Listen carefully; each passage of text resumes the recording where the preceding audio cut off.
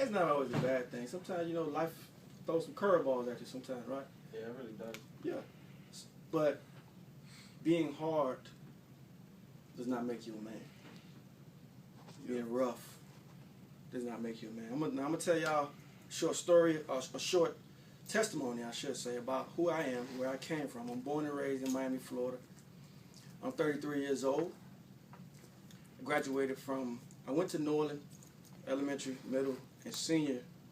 But in my 10th grade year, I had PE after lunch.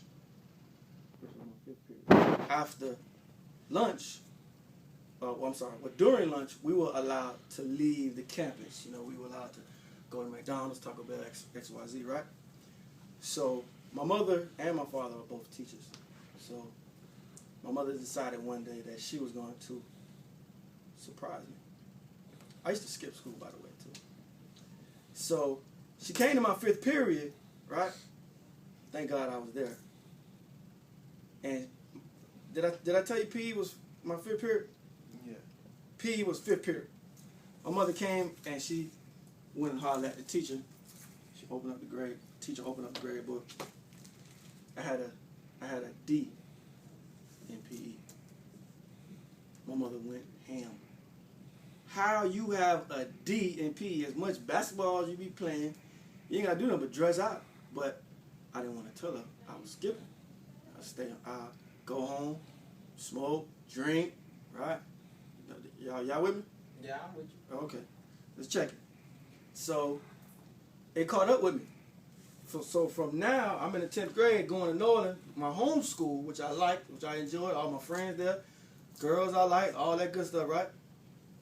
My mom said, no, she withdrew me from school that same day, and I had to go with her to Miami Northwestern, where I finished that. Well, actually, let me back up. I didn't finish. I still was getting in trouble. Still was skipping. The first 9 weeks of my 12th grade year, I decided I wanted to hit me a lick. You understand where I'm coming from when I say hit a lick, right? Yeah. Okay. It was December 12th, 1997. Me and my friends decided we were going to steal a car, do a little joyriding in it, buy some weed, some alcohol, XYZ, and then take it to the chop shop, get some money for the car. But God had another plan. God always got plans. He works in mysterious ways. And he has a way of making you comply. Y'all know what I mean when I say comply? Yeah. Yeah. Okay.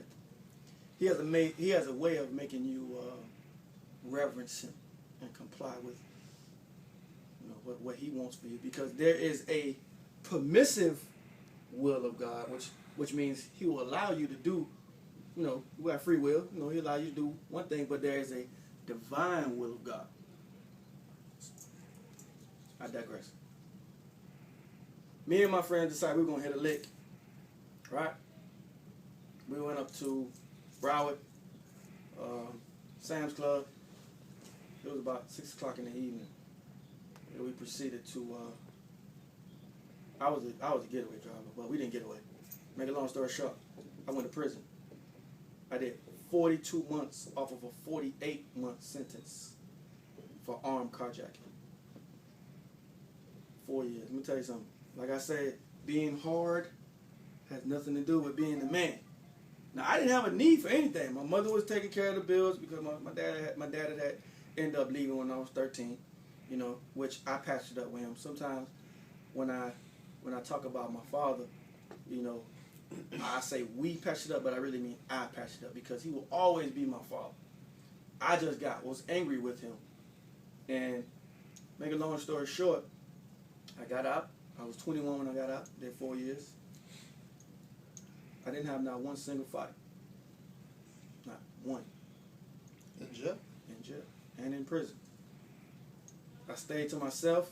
I went back to my foundation, which I grew up in the church.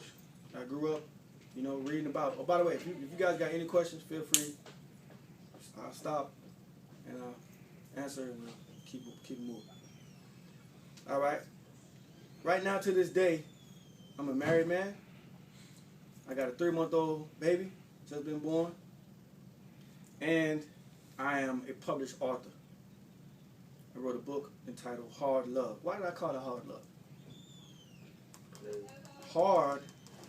The things that you've been through. Exactly. Good answer. Love. People you love. Yes, sir. And I put the two together. It's some of my experiences, right? And I had to realize I'm my own worst enemy. Me.